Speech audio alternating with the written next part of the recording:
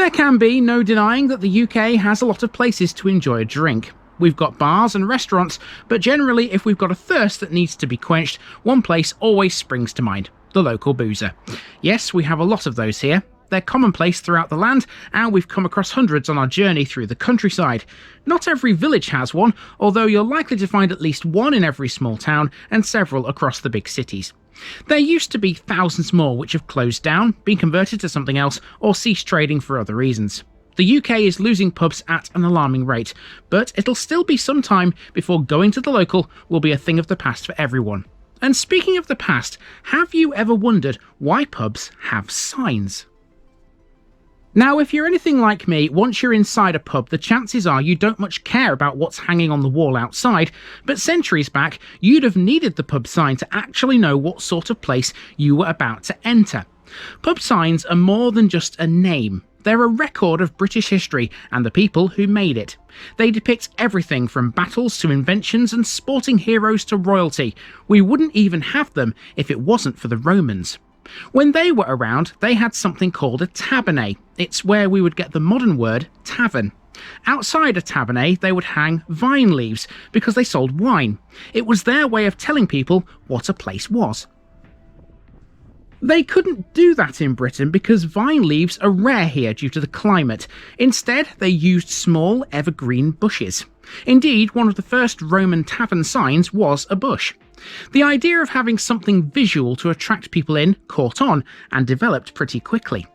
Britain's early pubs hung long poles or ale stakes outside. This made sense because the poles may have been used to actually stir the ale sold there. If both wine and ale were sold at a place, then both an evergreen bush and a pole would be hung outside. It would be a while before signs would display any sort of name, mainly because a lot of people couldn't read or write.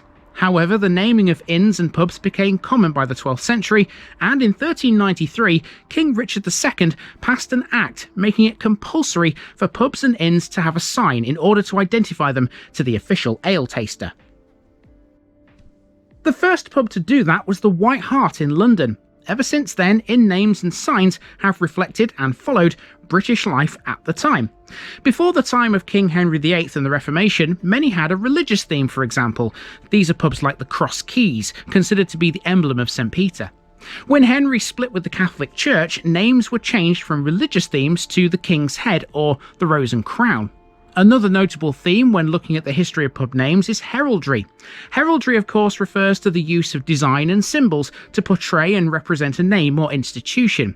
As black, red, white and golden lions have formed part of many coats of arms following the Norman conquest, many pubs took inspiration from those. In fact, the Red Lion is the most common name for a pub and originates from the time of James I, who came to the throne in 1603. James ordered that the heraldic Red Lion of Scotland would be displayed on all buildings of importance, and that included pubs. Many other signs have royal links. For instance, most White Lion inns date from the time of Edward IV, and the White Boar was the emblem of Richard III. Soon, pubs were being named after other famous people in history, for example, the Duke of Wellington and Shakespeare. Many pub names originated on the back of wars and battles throughout the Middle Ages. For example, any pub named the Turk's Head or the Saracen's Head both have strong references to the Crusades. And as ale was a primary trade, many public houses chose to use something to do with beer, which is where names such as the Hop Pole, the Three Barrels, and the Barley Mow originated. More recently, social and industrial change has been reflected in pub names, for example, the railway. Sport is well represented too, with names like the Cricketers. Infamous goings-on are also remembered, for example, the Smuggler's Haunt and the Highwayman. The Roman connection has never been forgotten either. If you've got a pub near you called the Holly Bush, the Bull and Bush, or simply the Bush, the chances are that that's a name that originates directly from that 2,000-year-old practice of hanging vine leaves. In short, Britain was built on pubs, and there's a unique heritage to all of the pub names and signs you see. So next time you go down your local, have a look at the sign outside and see if you can work out what it's about. Ever since Roman times, people have been quite happy to part with their money on the strength of a hanging vine leaf.